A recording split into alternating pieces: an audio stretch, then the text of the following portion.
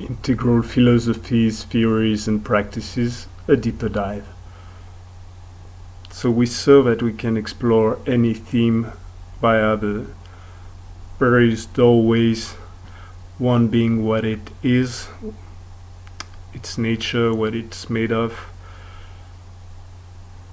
its propensities, another being what it does, where it goes, the function it serves, the action it takes, the actual manifestation in the world. Another one being the means that I used, the methods, tools that I used to serve these functions, to do these actions, and to go to these destinations. And yet another one being the medium, the matrix of relationship into which it's found. So from a word, for instance, we would go to a semantic field, then to the entire field of ideas surrounding the theme. So when we get to researching the integral idea, the integral frameworks, we started from the word itself. So the word serves as a tag, as an etiquette that designs or describes or points at a set of practices, a set of ideas, a set of things. So this is the tag that's put on a bag, in one way of thinking about the word. We can know somehow what's inside the bag if the name given to it is closely related to its content. So when we mention integral practices, integral theories and whatnot, we started to explore the meaning of integral or integrative, and from there we get a feel of what we're likely to find into the entire set of containing all these practices, all these approaches, with all their differences. So we look for the commonalities, and the commonalities, it can be thought that they're given by initially here the name. Exploring the name, we get to three main ideas. Integral is used to describe what includes everything, what includes everything and make it work together, and what is entire whole, what is healthy, what is untouched and damaged. You have many other ideas, what's uncorrupted, what's not bribed, but for now these three ideas will be the main ones we'll explore.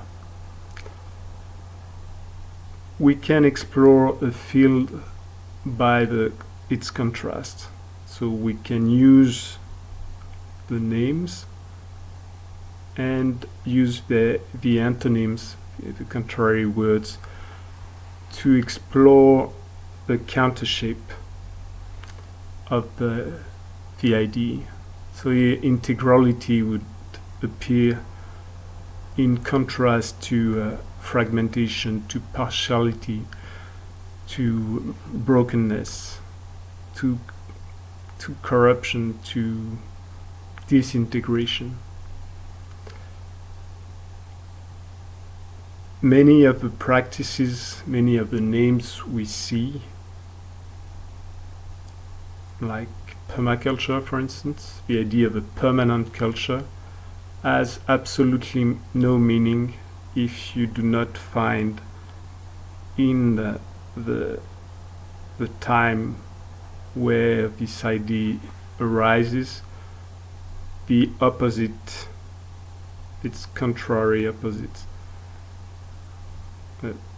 which provides the background and the contrast that gives full meaning to it, and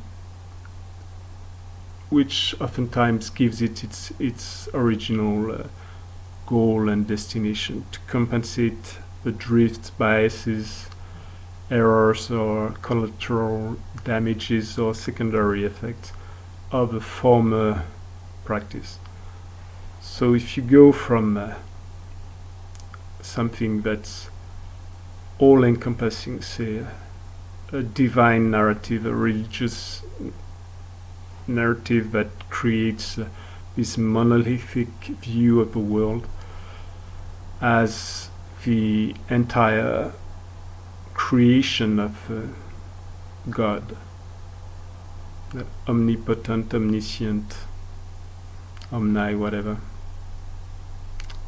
as a reaction to all the different shadows of this narrative and the practices and social relationship that ensued, you start to get into a practice of getting from spirituality to materiality, getting from concentration and monopolistic take on meaning and on power, to a spread of this, if not a distribution, at least a decentralization.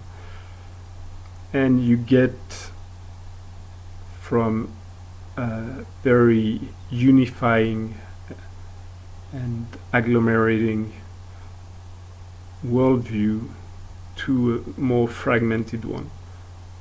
So you get to what we call reductionism, breaking down things into their component pieces, and you get to mechanistic approaches instead of taking the spiritualistic and theistic view that includes everything into an overarching power.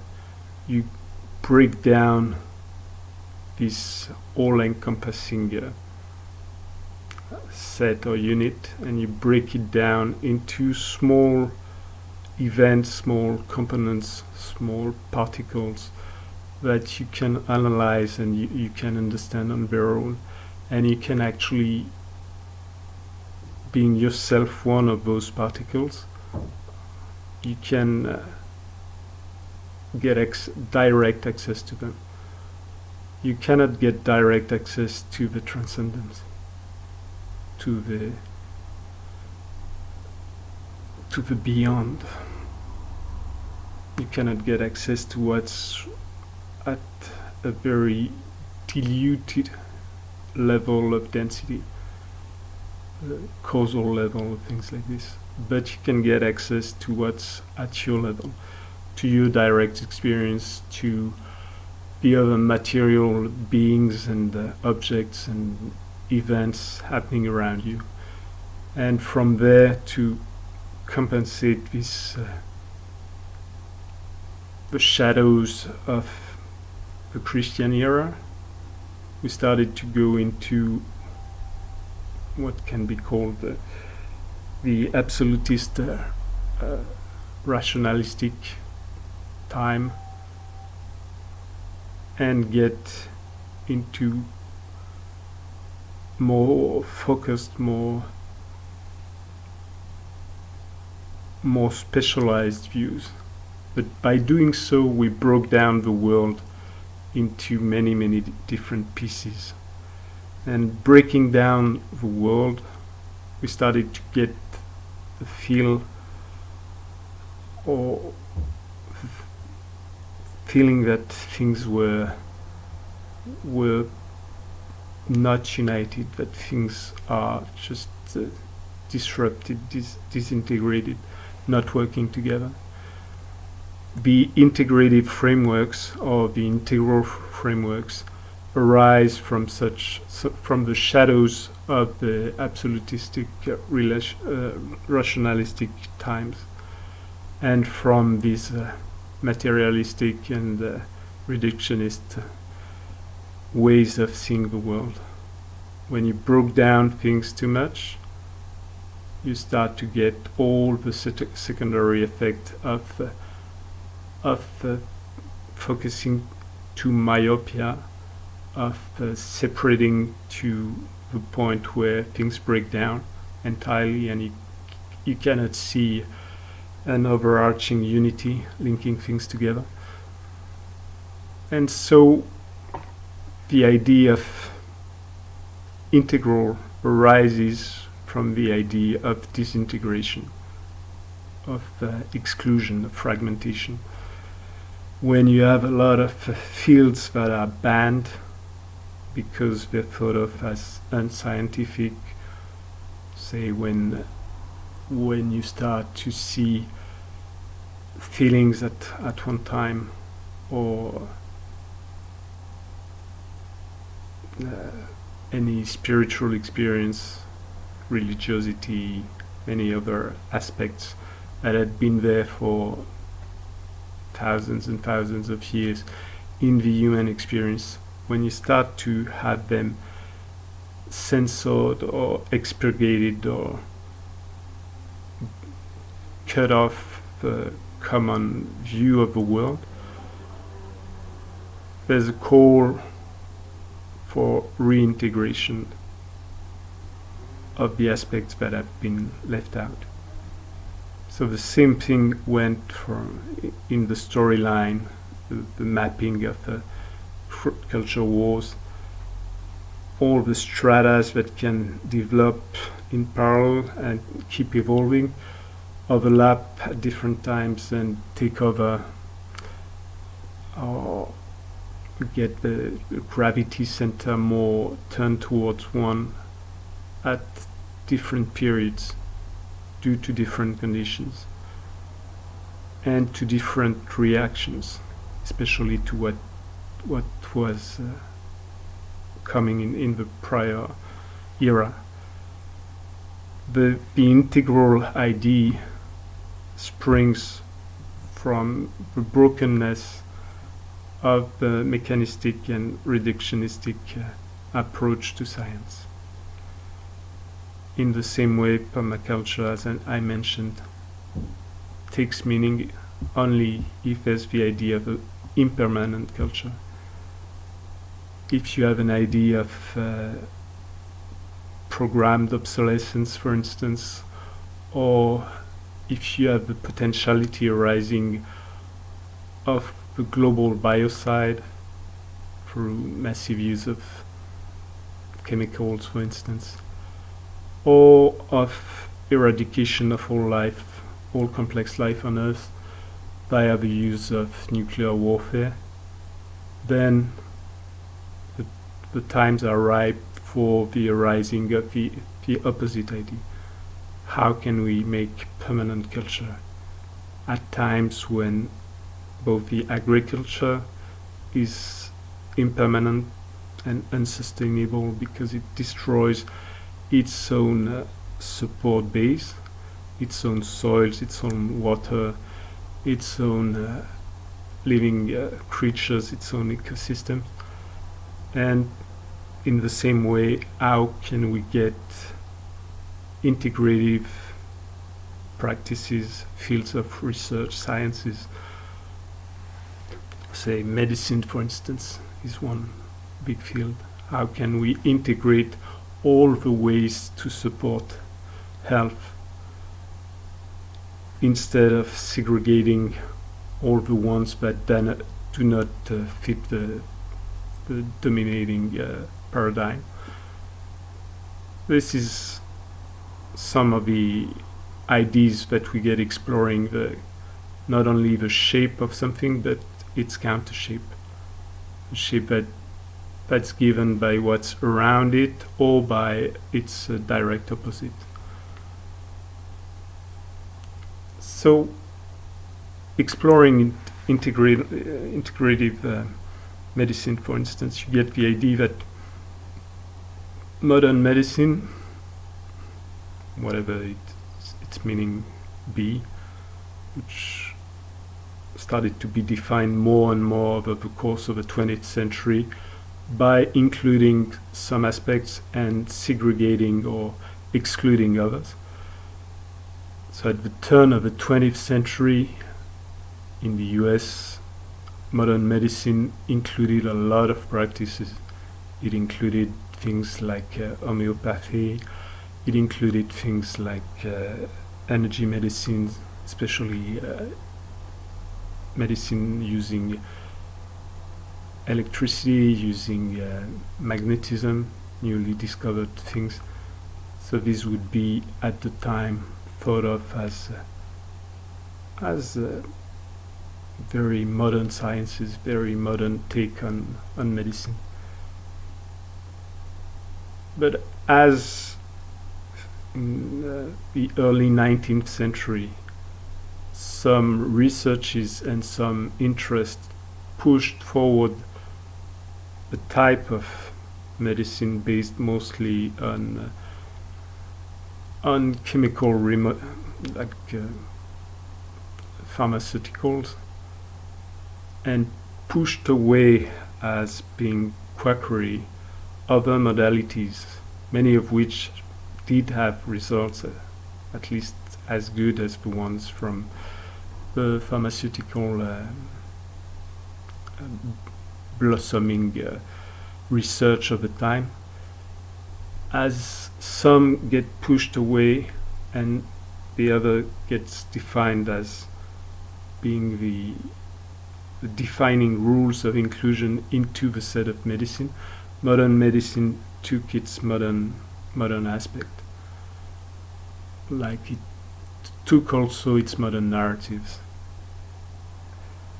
And as a reaction to the drift, biases, blind angles, and errors or secondary effects of this segregated medicine or paradigm of medicine, arose in modern times, arose the need for integrative medicine, where integrative means that it will include and find ways to make things work together. It will include medicines from all cultures, all approaches, so physical, energetic, emotional, mental, social, spiritual,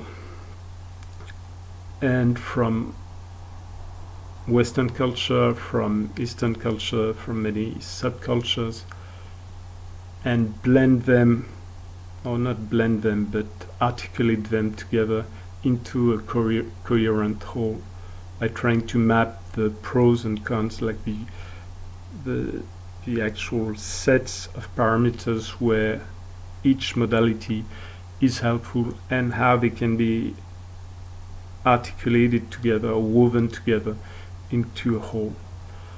So this is the idea that you find behind the integrated frameworks. The integral theory, for instance, of say Ken Wilber, is an attempt at mapping together a very, very wide range of topics that would seem in the modern approach, modern academic approach, that would seem unrelated or too specialized to be approached by lay people, for instance. So philosophy is not often linked to anthropology or to sociology, economics, whatnot. And especially not linked to practices like meditation or to consciousness, altered consciousness states, or to physical practices for that matter. So if someone sees the specialization and the breaking down, the segmentation of practices as detrimental to a global view of what a human is and how a human can work, how it can develop, or to what a society is, then will arise the need to find how to bring back all these things together and see how they can be organized, how they can be mapped, and how they can be used together. In the exact same way, if integral practices or integrative approaches were to take over and start not including the former paradigm but excluding them, so if integral sciences, for instance, were getting rid entirely of the very specialized, very detailed and focused approaches to science that were the benefits of the investment into specialization, into focalization, into fragmentation, then you would end up with a reverse movement in a short time. You'd need to go from integration to disintegration. You'd need to break down these huge maps because they would have become restrictive once again. So from there we can explore integral practices, integral philosophies, integral theories, also not by the contrary words, but by the contrary arguments, like the attacks and critiques against them, leveraged against them. So for instance, if we take the three basic definitions that I gave of integral, that which includes or strives to include everything, that which strives, makes everything work together, strives to make everything work together, and that which protects or repairs or regenerates a state of being unbroken, untouched, unaltered. If we take these three meanings, we can explore first the critiques that can be articulated around the names, around the words. So for instance, including everything as an absolute, as a state of being, refers only to transcendent aspects. Like the concept of the divine can be omniscient, omnipotent, or all including, all controlling, all whatnot. The all, the infinity, cannot really manifest in the definite, in the manifested world, as expressed by Whitehead or other people, other thinkers. If you can count objects, although you have an unnumerable, you're not able to count all these objects, they are countable. You can spend billions of generations counting them, but you still have something to count. It is not properly infinite. It is beyond your reach, beyond your ability to count, but it's not infinite. Each object is definite, and although they spread nearly forever, they would be somehow countable if you had a similarly unlimited number of people counting. So on the flip side of this, if you have something that's indefinite, that has no shape, that has no definition, then it's impossible to count. And there you get to the proper link between infinity as an absolute and indefiniteness, the undefined aspect of things. So that about practically, if something includes everything and excludes nothing, it is not, in some ways it's not really a set anymore. It becomes a milieu medium. So if I create a group and there are absolutely no rules of belonging, no rules of inclusion, and no rules of exclusion, this group is all inclusive. But at the same time, it could be said that this group is all exclusive, since it defines nothing. There's absolutely no identity to this group, since there are no features that would allow for contrast, that would allow one to perceive the belonging to this group as something different from the not belonging.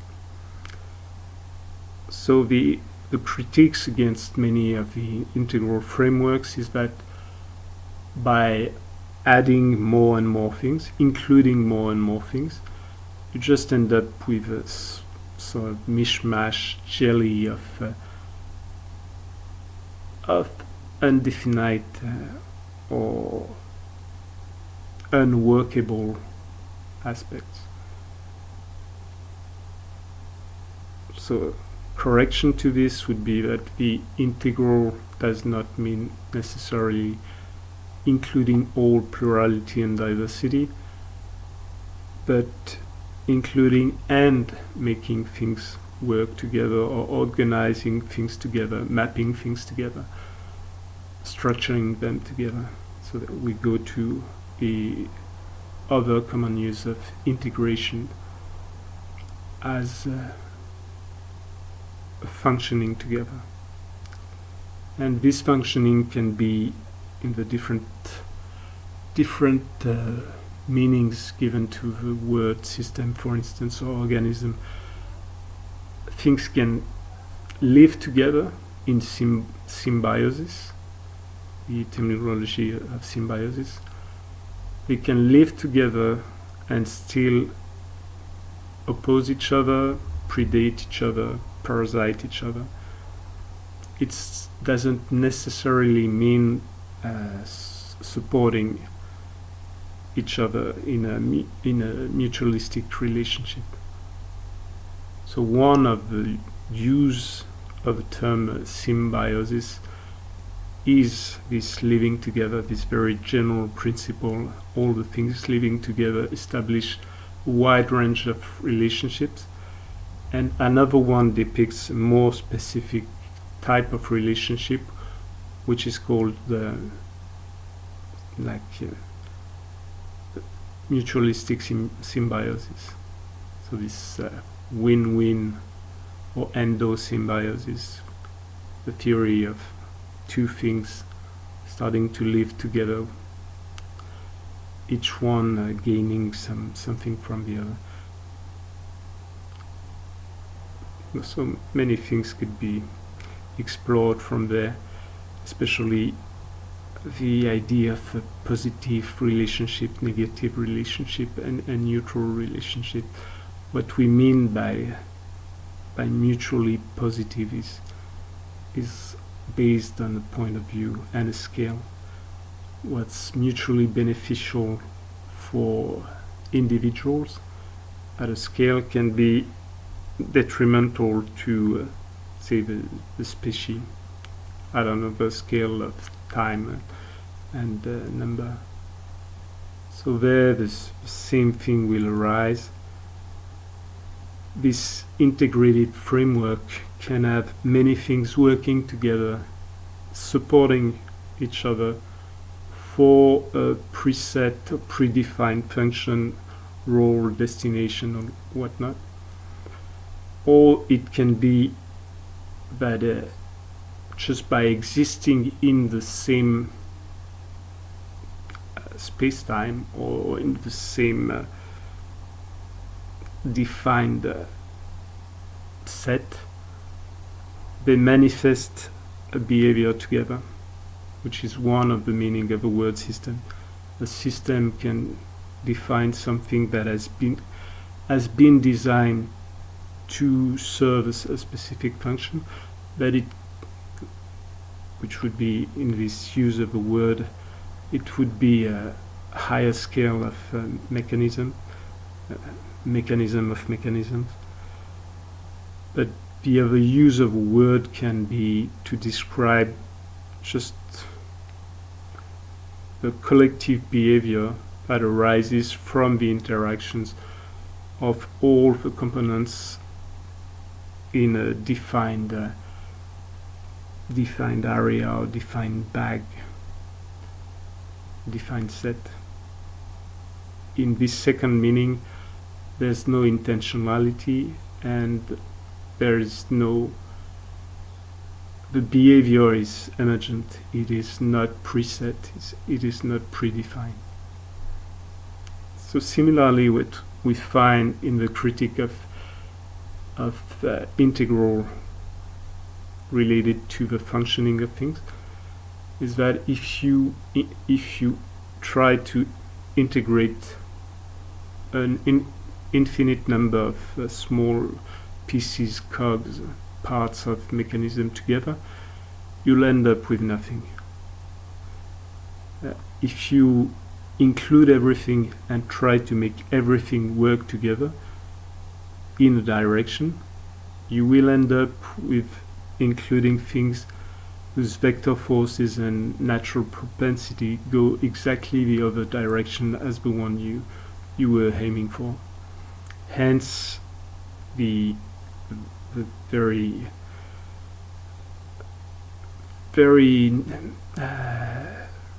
rigorous critique that's articulated oftentimes against integral frameworks, that you cannot just make all things work together in the same way that you cannot just include everything. You take society, which is supposed to be an alliance, friendship, or an association, and you include everybody, including people who do not want to participate, who do not feel like they're friends, who do not feel like they belong, and whatnot. It's illusory to think that just the inclusion of everything will give away sufficient commonalities to create or maintain a society. So these are the usual critiques of open borders and whatnot, and what is felt as dissolution of identities by the inclusion of too many elements of diversity and plurality. So now, although these critiques are, they point at very important aspects, and these critiques cannot be, you have no way of disproving them. But at the same time, the critiques are articulated over an idea of integral as an absolute, as a definite aspect of things. Now it's very different if the idea of inclusion is a striving or an intent, a direction. You know that you'll never get there, but still you carry the intention. So if you have the intention of including everything and everybody, the results you'll get will be very different from having the intention of excluding most things and most people or most groups or most individuals. In the same way, if you carry an intention, a vector, towards seeing how you can structure, organize, or map, or make things work together, you will get a very different result than the one you would get if you were not focused at all on trying to make things click together. The same would go for integral as carrying the idea of integrity. Absolute integrity of something not being touched.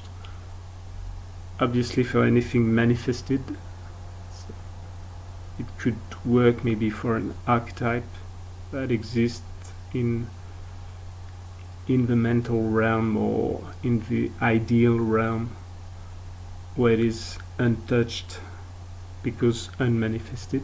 As soon as you manifest it in the material world, for instance, by definition, anything arising, anything created is right away in connection, in contact, and thus touching all other things. So your idea of integrity, integer, not being touched, not corrupted, not changed, not broken, immediately disappears as an absolute. And still, although it disappears as an absolute, it can be helpful as and it can be used as a direction. Any integral framework that wants to go quite deep needs to include the critiques articulated against it.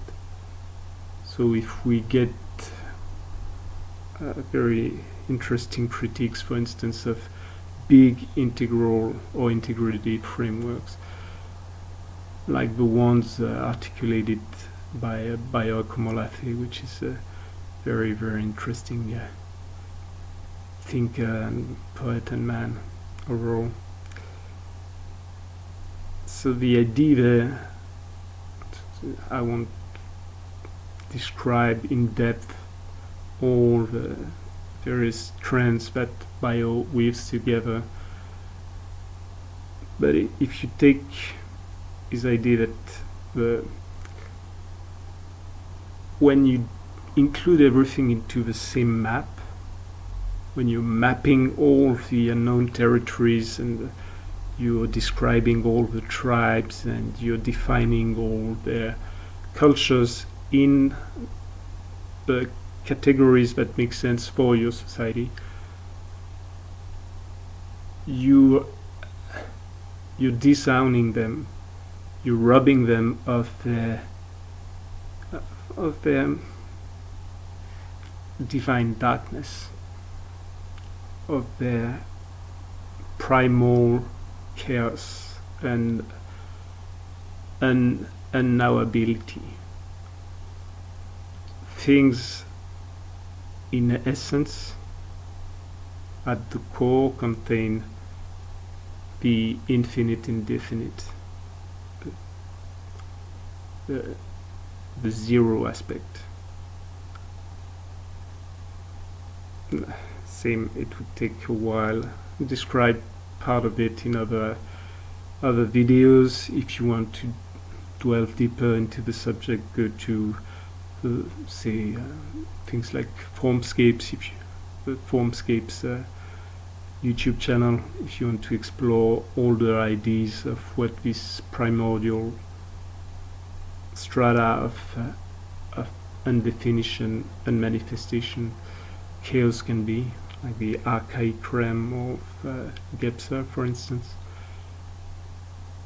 But suffice it to say there that if we try to clarify everything, we chop away the jungle. We remove all the margins, all the areas of shadow, of fertility. If we take the ideas and the narratives of undamaged in his books, Effetcts. So Bayo Akomolafe, in his writings about the existence of the tribes or the communities of escaped slaves, for instance, into the unknown areas of the land, and the analogy of the obscure ways of being, thinking, seeing the world, hiding into the remote hidden corners, camouflaged or secretive, ungraspable aspects of the world.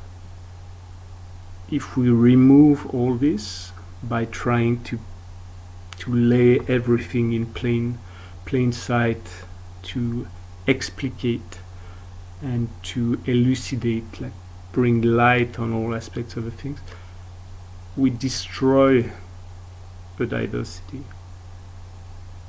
It's, somehow we could relate it to what we see in botany or agriculture.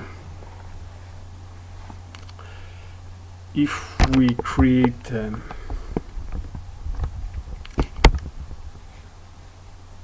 if we fertilize all soils to the point where you have a commonality of very rich soil, we do not actually make diversity grow suddenly. We raise diversity. Biodiversity arises from the specialization linked to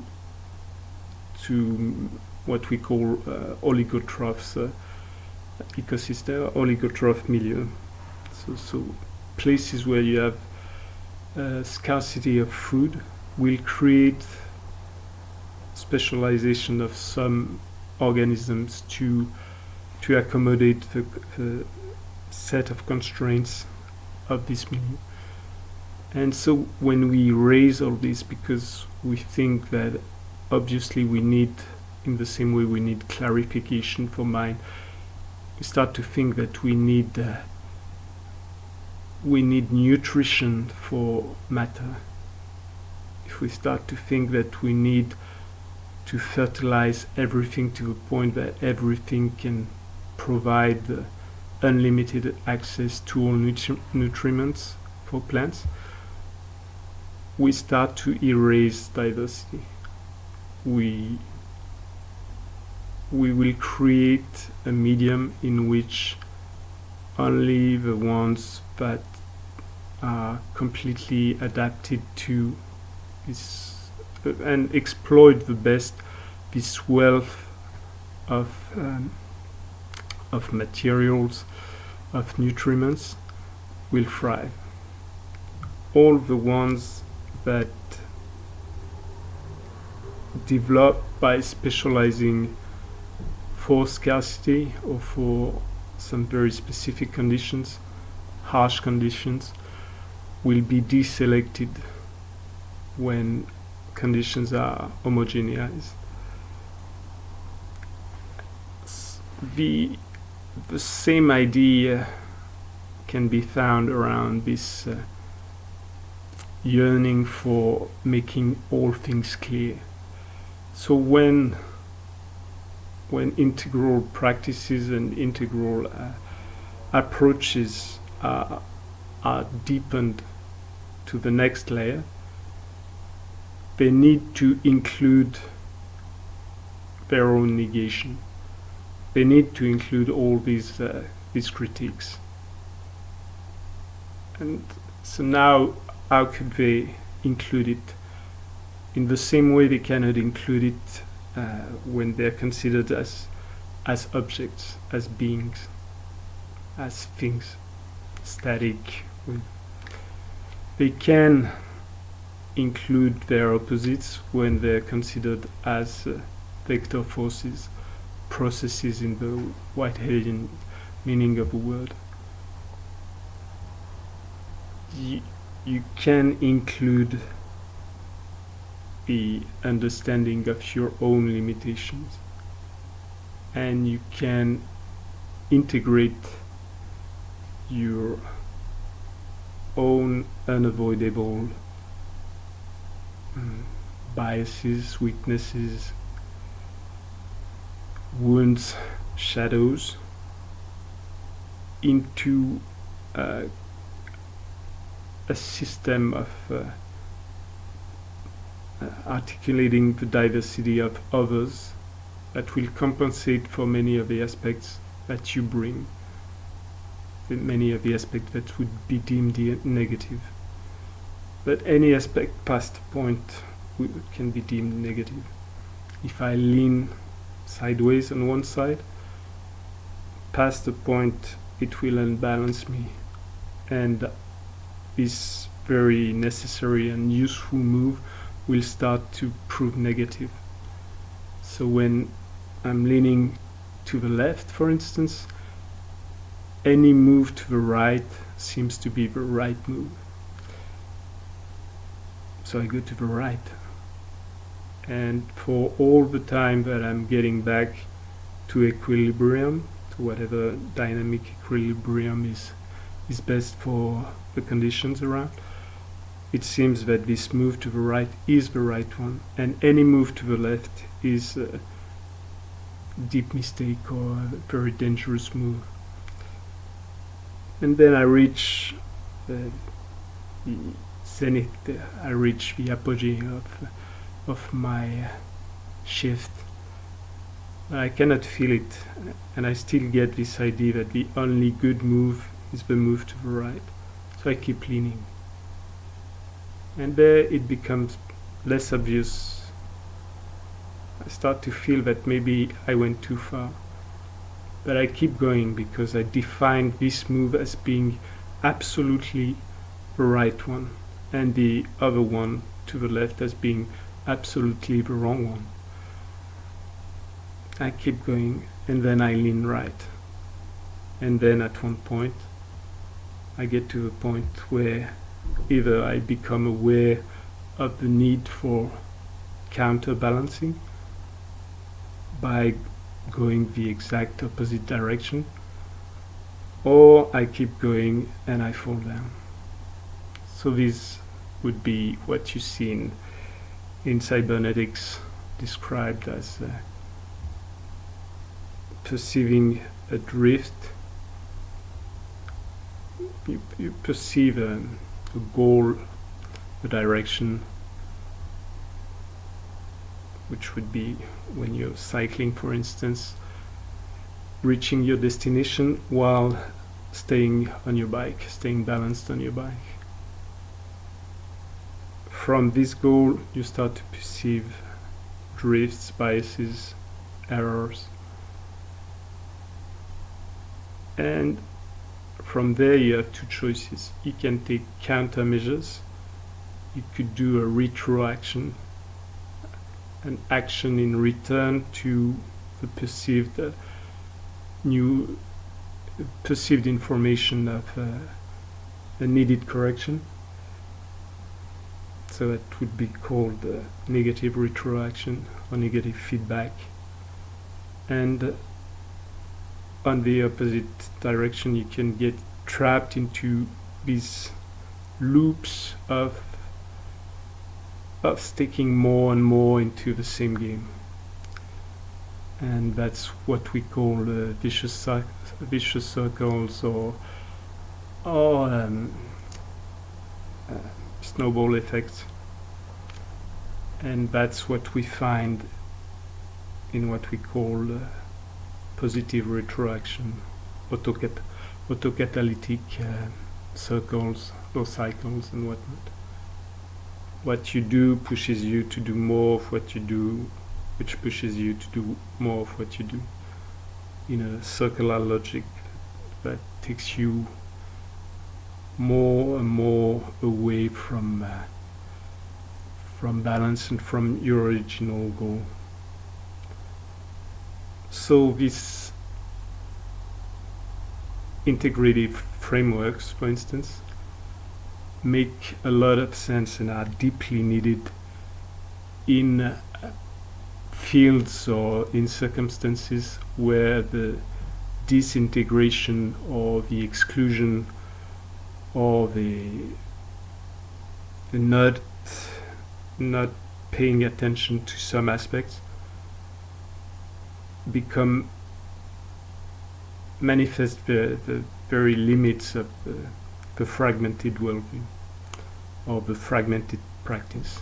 So sports that are not thought as being actions on the world, on your what you could call your environment, but which better call your medium or your milieu, what's in the middle of you, what you're in the middle of, what you swim in.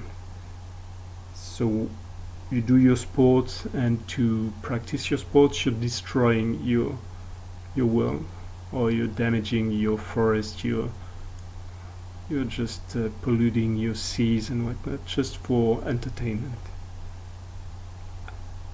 You do that sufficiently, it becomes very, very needed to correct that by adding to your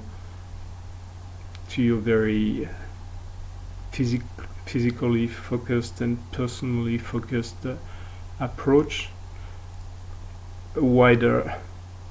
You include not only the interest of your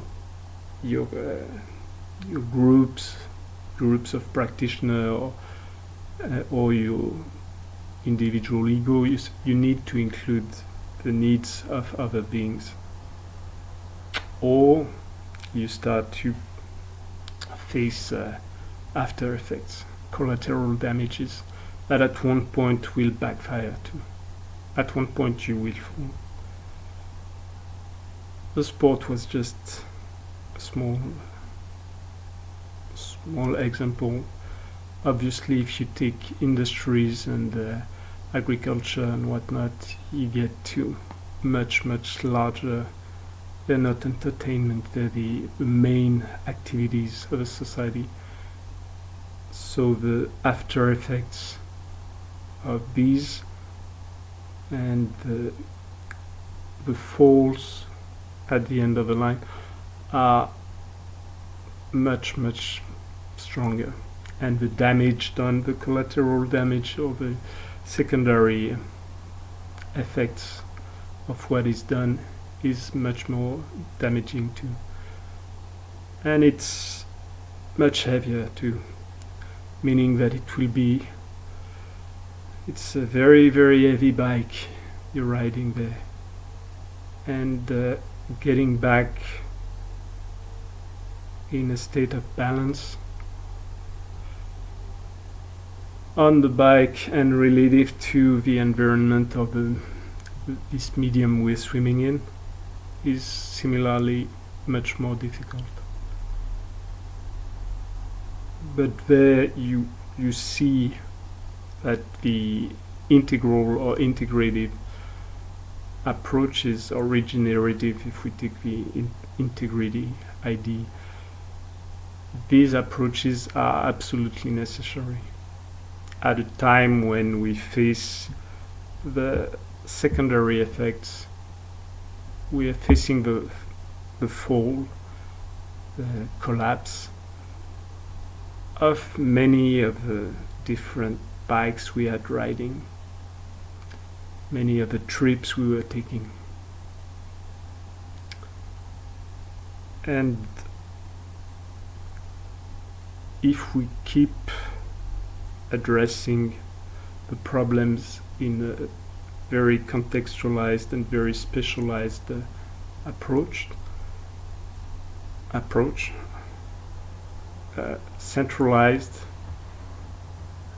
both in the mind, so centralized, very focused, using one worldview, using a set of predefined tools that is very limited, and using them only by a small group of trained professionals that have been groomed to perceive these tools and these worldviews as the sole ones, the only ones that are natural, that are available, that make sense. So we create tiny clergies. It's not really appreciated, this analogy of science and religion, for obvious reasons, since science arose as a reaction against monopolistic religions. And in many ways could articulate arguments showing how wrong these analogies are. But at the same time, in another point of view, they're very fitting.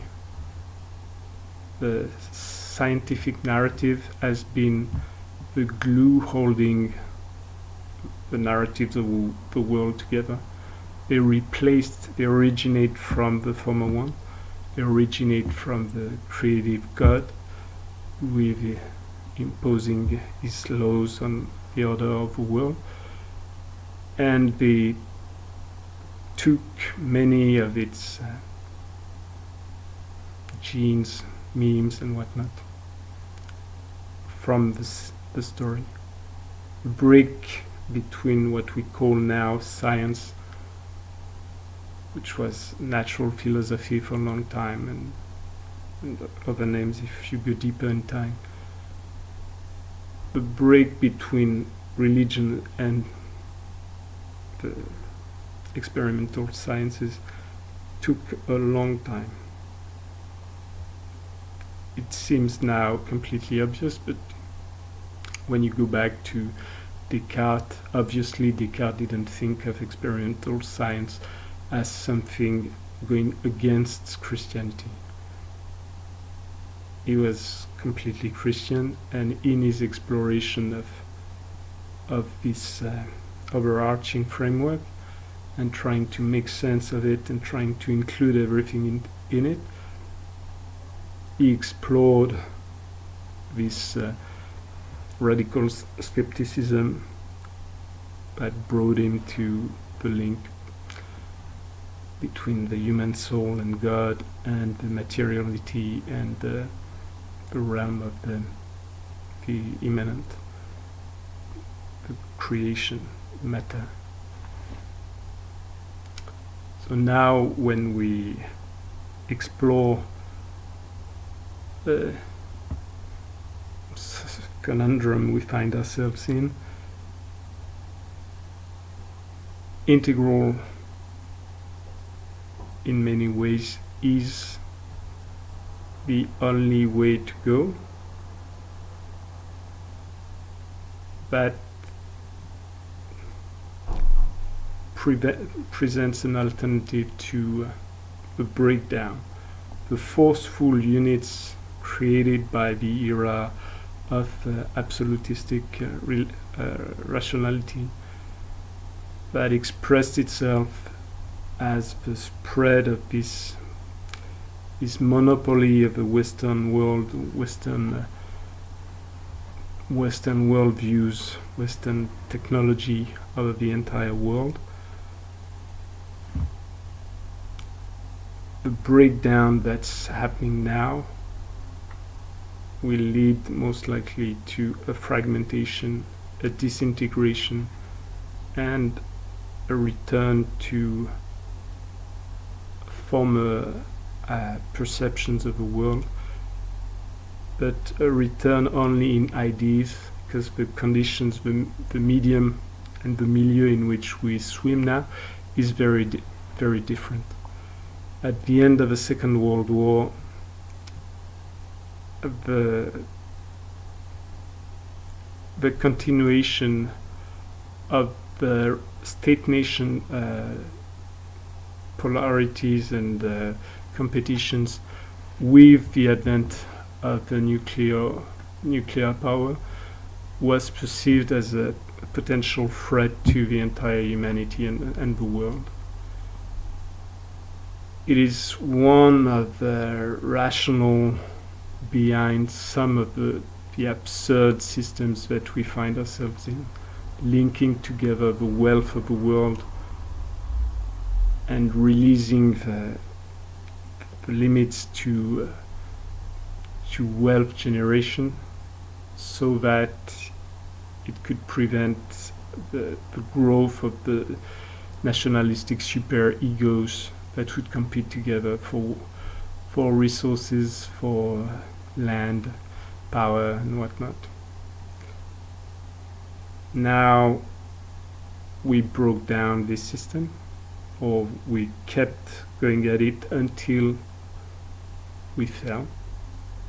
We get very close to the point of falling, and we see as a natural response the temptation to go exactly the other way around, revert back to a state that was felt as better. We lean towards mondial, like the inclusion of the entire world into one unit, sharing one God, basically money, one worldview, one domineering worldview, meaning science linked with technology, and technology linked directly to militaristic power. If the weapons made possible by the linkage between technology and science during the 19th and 20th century, if the weapons created through these means had not been superior to the ones accessible to the various tribes, empires, and whatnot that the Western world met, you would not be, although you would have all the other benefits of experimental science approach, it would still not dominate. You would have been taken over by militaristic empires that would have imposed their worldviews and most likely assimilated some of the practices or the benefits of the science, but not made a complete narrative of the world around it.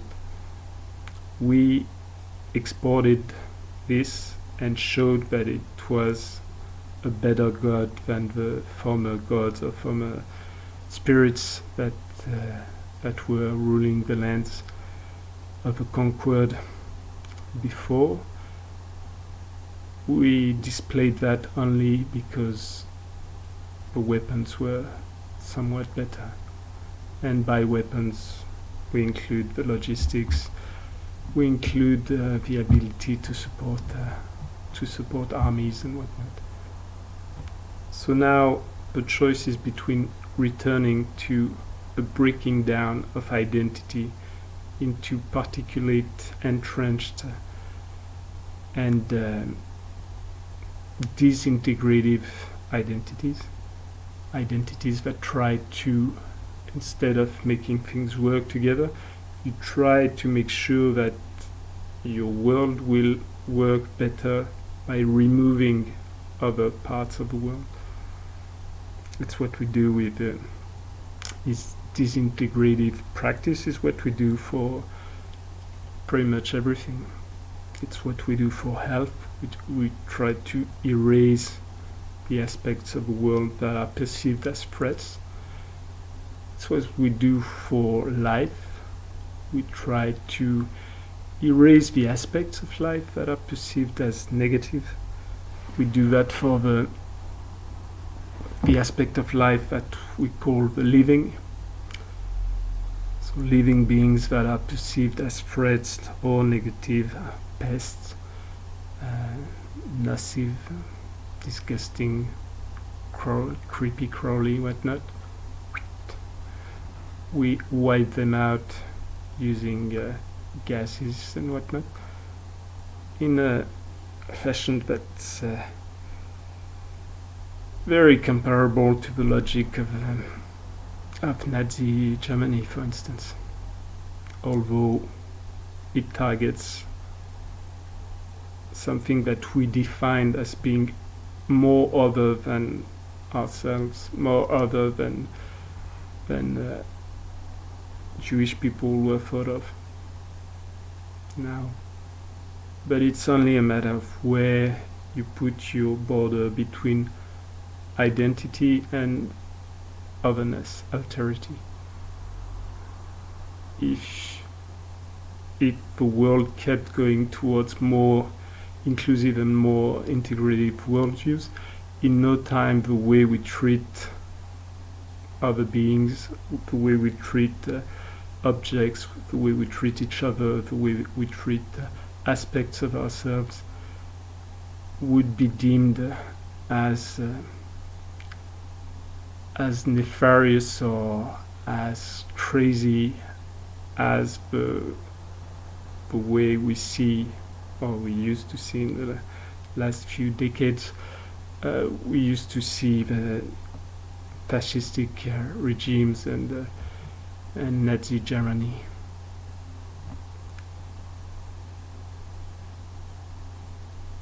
So the only alternative to the breaking back the big structures that were created to support the American empire in its reign of the last 60, 70 years, the only alternative to breaking down into smaller components that will quite likely destroy the world by using the many catastrophic existential risks that are available now, is to integrate.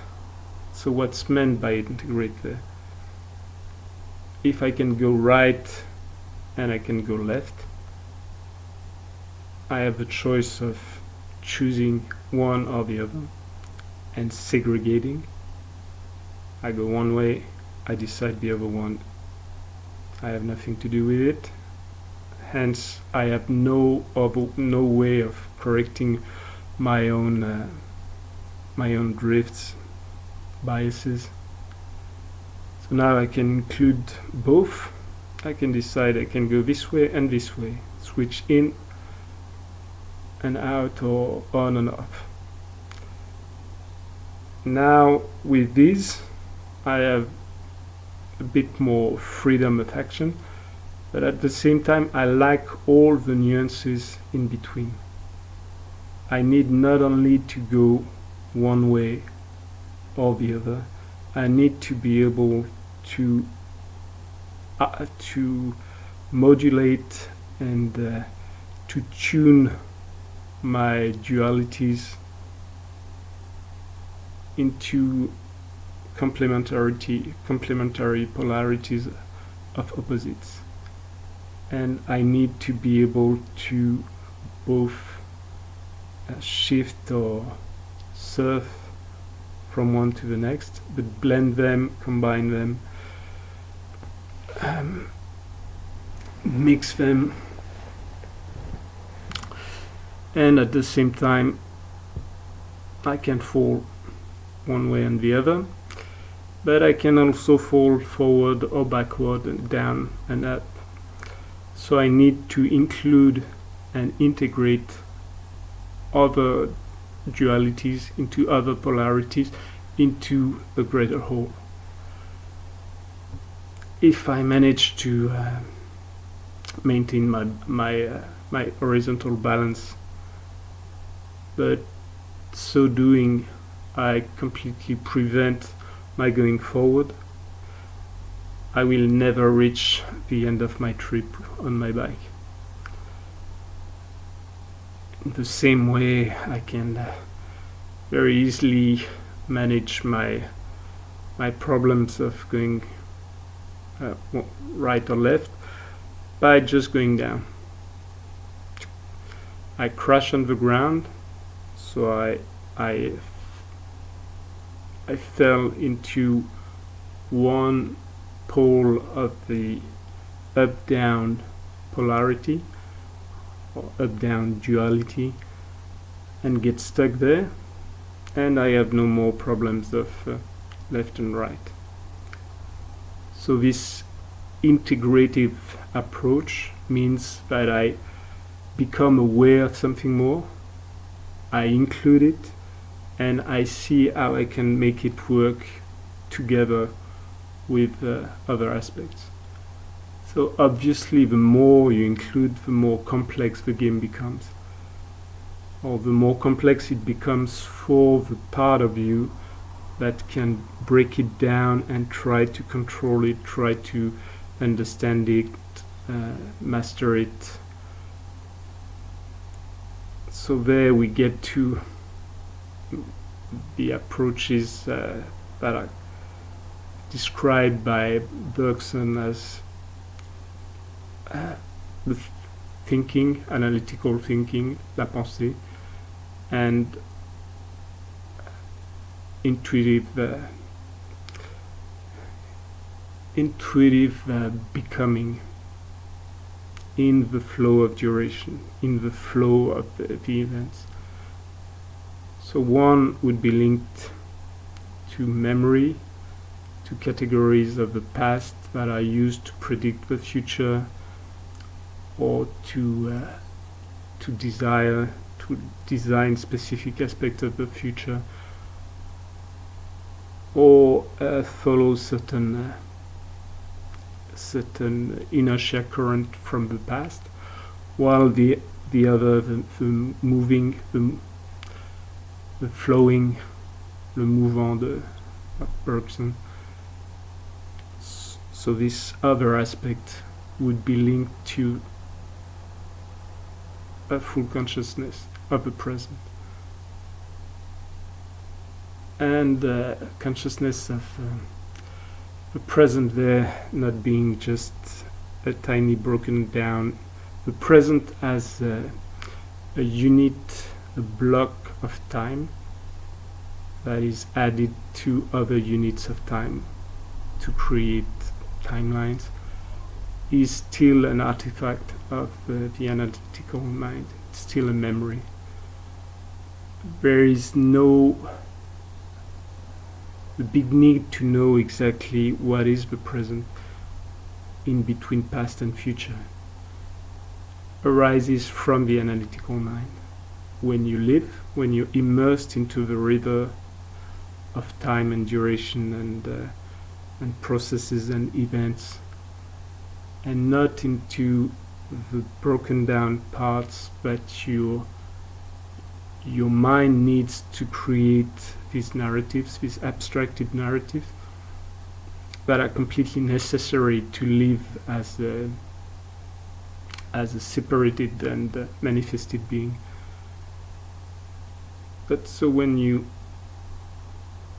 do not have these needs for breaking down, the feeling of the present is just an immersion in duration, into the actual flow of what analytical mind will break down in time, space, and whatnot. But as an experience, it's all one. It's named flow when you reach the zone, or you get into a space where it's not only this, but one of the aspects of flow, one of the aspects of the zone, is when parts of you, layers of you, are completely immersed and emerged and one with the flow of the river. So there you have no objectivation. You cannot observe things from afar and define them separately from you and analyze them and predict and whatnot. You flow. If you are to live a life felt and perceived as a separated narrative, you'll still need your analytical mind. So in this aspect, the integrative approach would need to include these two modalities of using tools of information management that we call mind, mental, and whatnot. Rational, same, will relate to the breaking down of things and the comparison established to create pro-ratio, proportion, and division and whatnot. While the full immersion into awareness, into consciousness, beingness, removes all need for separation, breaking down. But these are not forcibly opposites. They are not forcibly at war. They are integrated as capabilities and as functionalities of the same beings or the same big game. So I hope I made my point somewhat clear. These are improvised ramblings on the themes. So we'll get back to all these ideas in a later video. But for now, if you apply it to your life, if you start to explore, for instance, the meta-narratives of people like Jan Gebser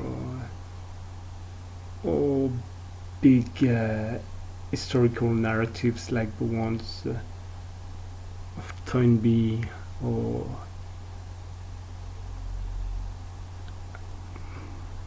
even more modern things in French, for instance. There's this interesting guy, Pacom Thielman, doing his very partial narrative of French in L'Empire n'a jamais pris fin, the Empire never ended, inspired by Philip Dick.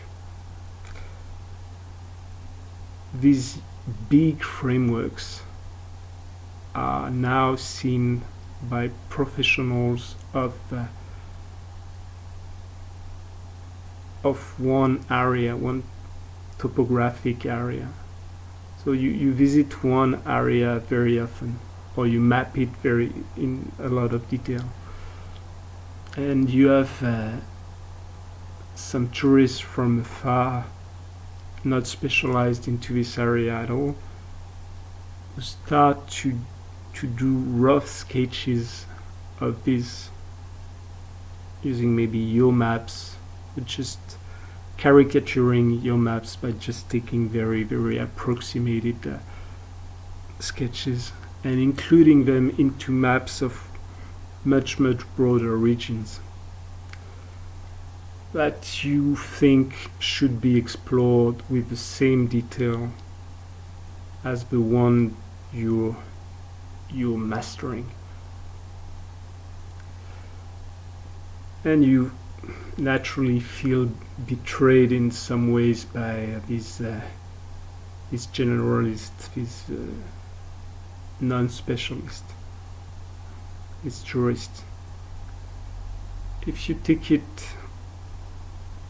to the next level, obviously you're doing the same.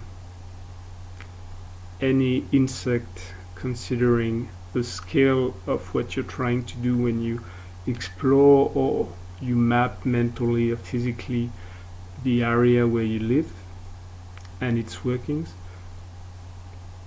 would be well situated to tell you that you're doing the exact same thing at another scale.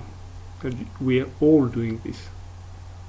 We are all taking pieces of the world and exploring them using just sets of filters and sets of blinders and scales and tools of perception that will make some things appear and will make other things disappear. If we zoom in to the next scale, all the things that we depicted so clearly as line become dots joined by rigid, much more complex shapes. If we zoom one or two orders of magnitude more, then the entire thing merely loses entirely its meaning. If you're using a map of the world and you're using it to walk through a very, very hilly or mountainous area with a lot of crags, crevices, and unpassable areas, woodlands, swamps, and whatnot. This huge map you're using will seem completely absurd and false and a lie and whatnot. Now, if you're taking a plane, the walking map that could have been used while walking this land is irrelevant. All these small paths, all these small things have absolutely no meaning once you cross them in a matter of seconds. You're much, much higher. The scale of expenditure of energy, the scale of breadth of the trip you're taking is very different. So we tend to scorn each other, abuse each other, because oftentimes we do not really see what the other is doing, at what scale it is doing it, and using what framework, and frameworks and all these words, they relate only to ideas. But if someone is fully immersed into physical life, all these things, in the same way they dissolve. They do not have meaning. The map is made by walking the path. The plan is made by doing or fabricating the thing.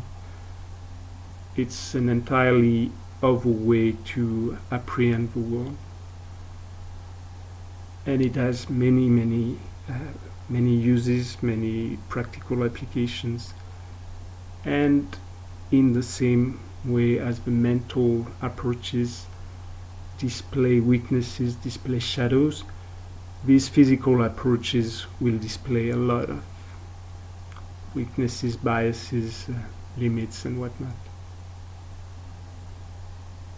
In the same way, we can fight each other to know what's good, what's bad, whether we should fall to the right or to the left, or stick to the center and not move, fall down, climb to the sky, go forward, go back in time.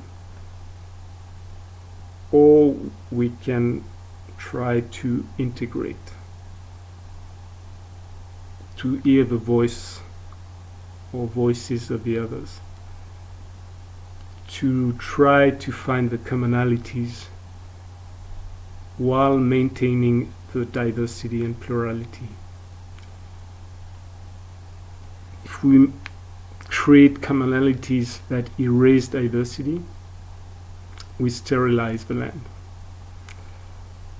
And sterilizing the land will mean that we erase the diversity of tools and the diversity of capabilities that the other made possible.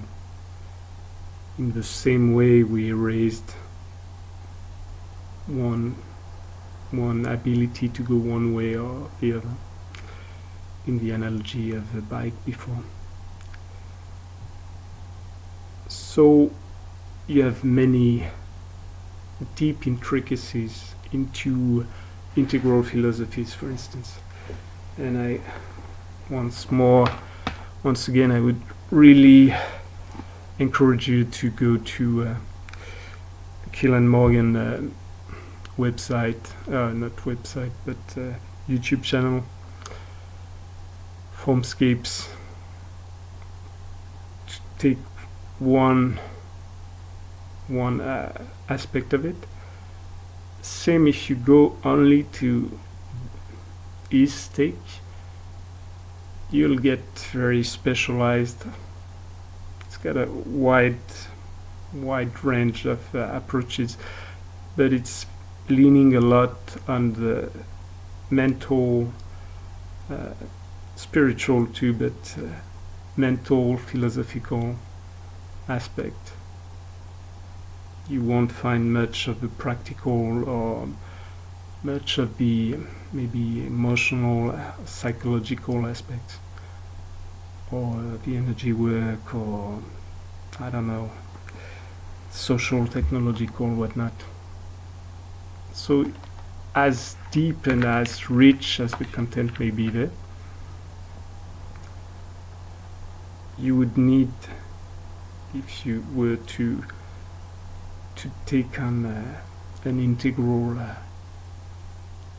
trip, you'd need to go other ways, and you'd need to explore, say, pathways that are completely the opposites of the ones he would describe, or completely opposite to the ones, but finding pathways that are opposites to the ones I describe now. It's very easy. Finding pathways that are the reverse or the contrary to the ones Keelan describes or opens is very easy too, because most of the contents that you'll see are disintegrating. They're segregative or excluding. So it's not really a big problem. You've been exposed to that most of your time. But still, in the integrative approaches, it doesn't turn into one big monopolistic tool or method or theory, which is maybe some of the critics that some people have articulated against Ken Wilber's theory of integral theory. But in the same way, if you take it not as an even when I say not as an absolute, is you can take things, some people need to take things as absolutes, and in some ways everything is an absolute as well as relativistic and whatnot. But you would need to explore Ken Wilber's ideas, more Ken Wilber's practices. If we compare his take on integral theory to, say, integral philosophy as unfolded in Keelan Morgan's work on Formscapes, you'd see a lot of critiques by Killan, maybe of the relative philosophical shallowness of some of Ken Wilber's work. But then if you do practice other things and you take Ken Wilber's work as a tool designed for a specific end, then his work is applicable. It is sort of broke down very, very huge or unlimited field. It broke it down into small bits that are digestible quite fast by people living in this culture, this modern culture. So in this way, it's sort of a translation of further integral approaches that could arise of it, like decades or centuries to come, but usable and applicable right now because compatible and translatable into the sort of frameworks and ideas that we, or at least people, are using commonly in the US nowadays, or maybe in the last 30-40 years when his work was spreading. So same, it's very necessary to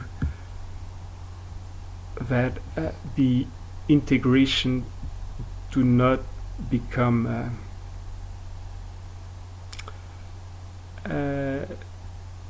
disappearance of conflicts. The ecosystem needs these frictions, competitions, these oppositions. All people and all groups of interest or do not, by their nature, they do not go the same way. They do not want to go the same way. Yet, in another side story, if you go to the core of each person using psychological systems like IFS or psycho-spiritual systems as meditations or consciousness practices, then you would find that at the core of all beings, eventually there's yet a unity, a commonality. But as manifested beings with sets of filters, bubbles, making parts of the big field of information appear and hiding others, we do not strive for the same things, and we will generate frictions, we will generate oppositions. So the oppositions between people would go into something they would call integral direction. These oppositions do not mean that that one is right and the other is wrong. In the integral frameworks is this inclusion, articulation, and trying to make something healthy. So trying to create an organizing flow and organizing principle that makes things work together towards some common ends while maintaining their specifics and their sometimes contrary directions and goals. You would still need in these integral frameworks this diversity principle, plurality principle, and unity principle. You will still need to tune in between commonalities and properties or individuality or differences. There's no going around it. If you create too much commonality, you destroy the ability to adapt, to change. You get, if people are too alike, once someone has said something very deep, there won't be a need for anyone to utter a word ever again on the same subject. So if Ken Wilber's take on integral theory was the word, then you would have absolutely no room for any other thinker inspired by him or by his own sources to present something else. Part of the integral mapping of things is this intention of making a room for everything and everybody. That's another of his ideas of the no bad parts of IFS, internal family systems. Radical systemic approaches that in modern times gave rise to this resurgence of the integral approach. You started to go from mechanistic science to machine science, so mechanism much more complex than automated machines, and machines with more and more complexity working in networks and whatnot.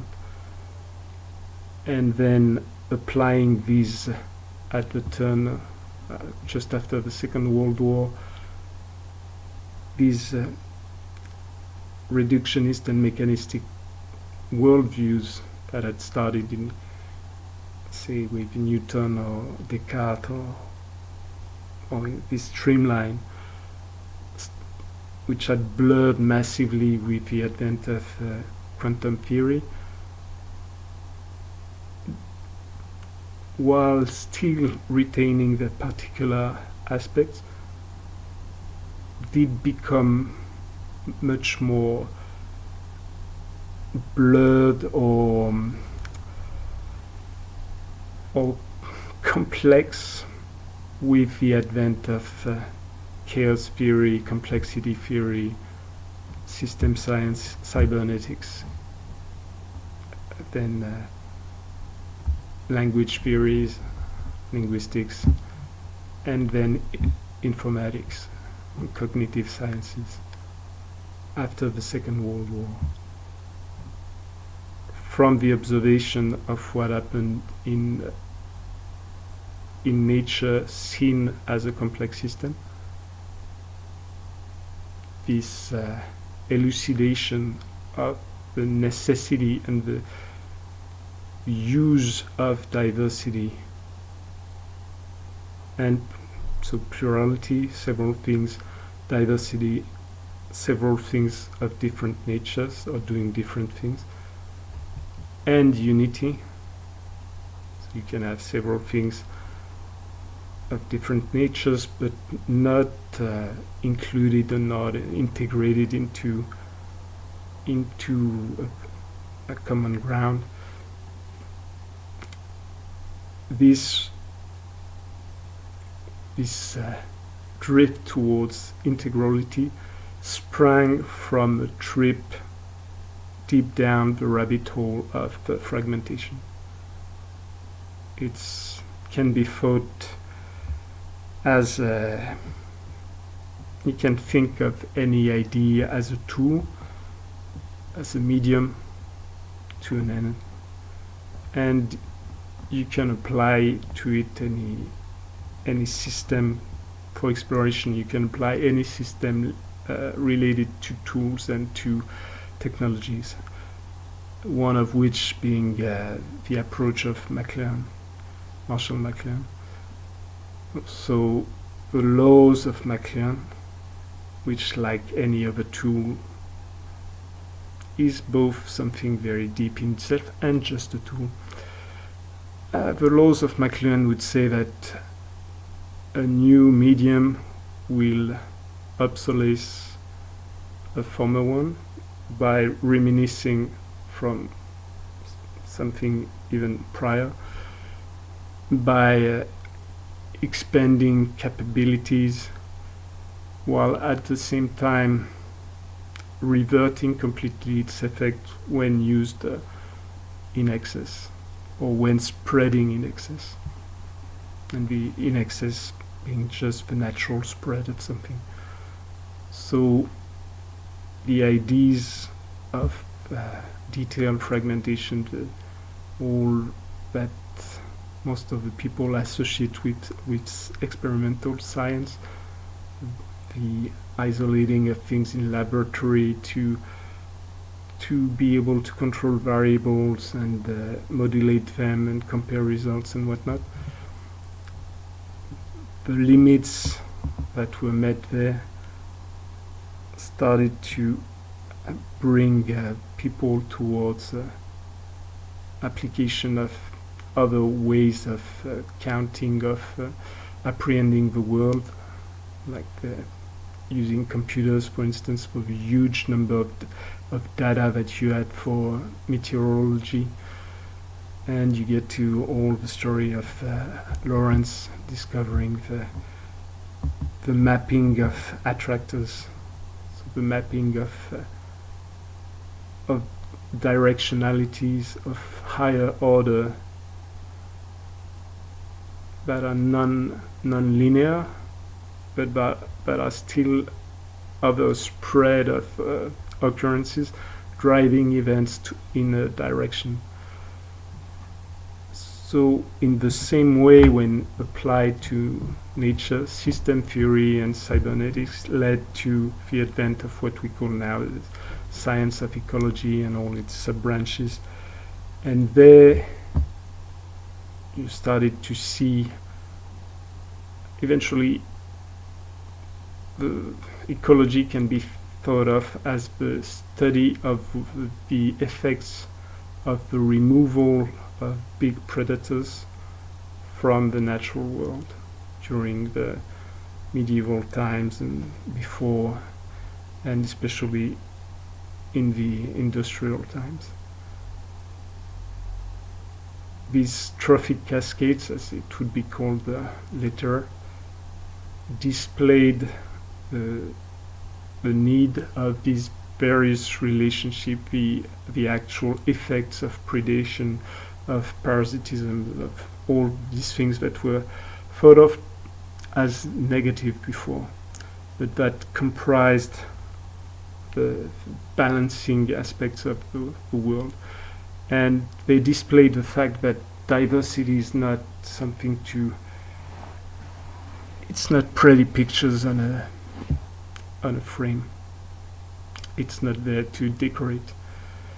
Diversity is plurality, and diversity woven into unities are the things that allow for complex life, that allow for what we call the world as we see it. All these weaving of processes together allow for the unfolding and of more and more potential possibilities and potentialities of interactions.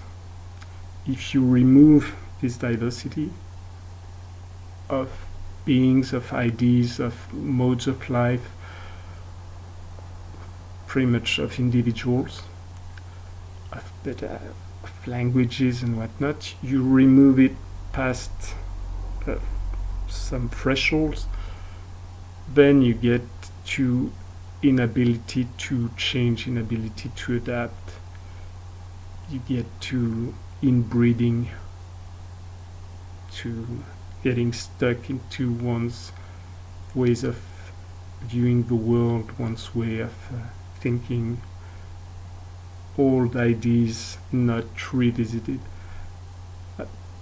At the same time, conserving old things like the pathways of conservation and traditions that are relived at each occurrence, stories that have been told in the exact same manner, the exact same words for millenniums, are unmeasurable wealth too. They are reincarnated each time they're told, because the teller becomes the story. It touches something that has not changed, but his interpretation is not shifting of the storyline or something the way we would think in modern times. It's a complete fidelity, but at the same time it's a complete merging of his field of consciousness and beingness at the time with the story, with the events and the characters of these olden or mythological times. So this is a part that needs to be integrated too. You do not integrate only the modern, flashy, trendy things. You integrate all the strata that have developed together. You integrate all the layers and all the aspects of body-mind, and you start to see how they work together, how they coexist, how one will take over at one stage of development, or one situation. Skin is exposed, you get back to revert to the stage of unfolding and growing. You get back to infancy in the same way you'd find in ecosystems with perturbations by fire, by any other elements.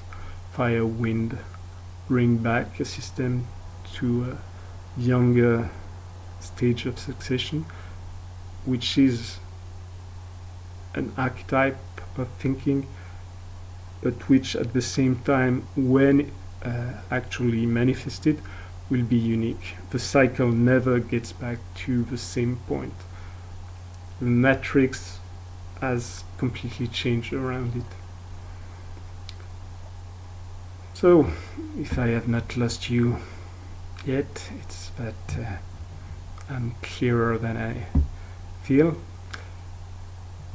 But these two, although you'd have many reasons to criticize what can be felt as unstructured ramblings, this approach is complementary to the very clear breaking down of one subject into well-defined and well structured and located blocks. I could do that, and maybe I will do that, but I want to leave you with a feeling of this merging of the integrative approach. You have the unfolding of a world in the narrative of Jean Gebser, for instance, or in most of the mythological narratives, the unfolding from chaos, from the obscure sea or ocean of potentialities unmanifested. You have this fall into manifestation, this collapse of a wave of potentialities. Innumerable potential events become one event, and at the same time you have this loss of all things that could have been. So when you get from this archaic primal womb of the original chaos ocean, into the magical time of being in accord or in relationship to these powers, to these spirits that characterize the magical narrative or animistic narrative, into the mythical times where big spirits take over, big ideas take over, and create these big blocks, monopolistic blocks, that are fighting each other into these big narratives, which are not at the level of tribes or individuals anymore, but at the level of empires or kingdoms or great monopolies, oligarchies. And this shift to rational, to finding one meta-narrative that includes everything, or breaks down all the things of the past that were considered not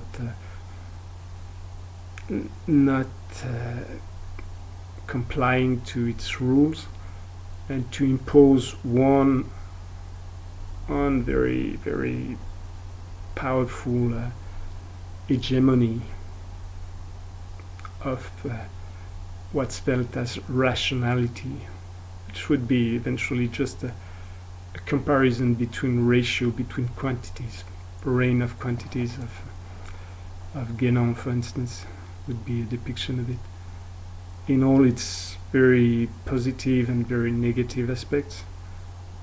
So you get the blending of the archaic with the integral, of this big cycle, blending of each stratum into each other, each wave into each other, the interferences of all these waves.